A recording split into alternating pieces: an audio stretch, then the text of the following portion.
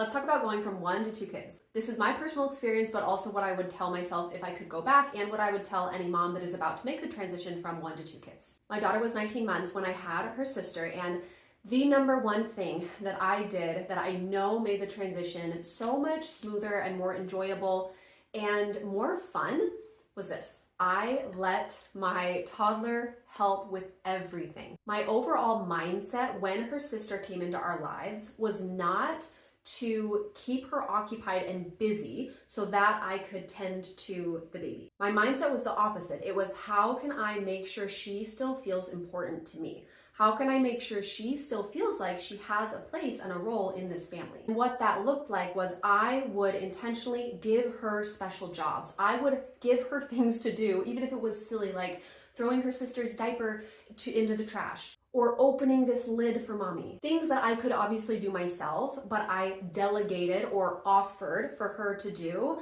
because every time I did, I could see in her eyes that she felt like I still loved her, and she felt like I still saw her, even though there was this new tiny being in our lives that needed a lot of me. Did I also have little activities and things sometimes set up for just her so that I could nurse or breastfeed quietly in peace? Yeah, I did sometimes, but what I did more than that was I would get a book and I would have my toddler sit next to me, and I would kind of read her the book if I could, if I had a free arm at the time, or she would read it herself right next to me while I fed her sister. It was like, okay guys, it's time to feed the baby. It wasn't, hey, go over there, mommy's got to feed the baby. I wasn't creating this constant separation, because in my opinion, if you do that, that sibling jealousy is going to develop. And I also made sure that the 3 of us, actually the 4 of us, spent a lot of time together, so that again, there wasn't this divide that was constantly happening where the baby was just with mom and the toddler was over here. I worked very, very hard and intentionally to make sure that we had time, the 3 of us together, so that she could see that, hey,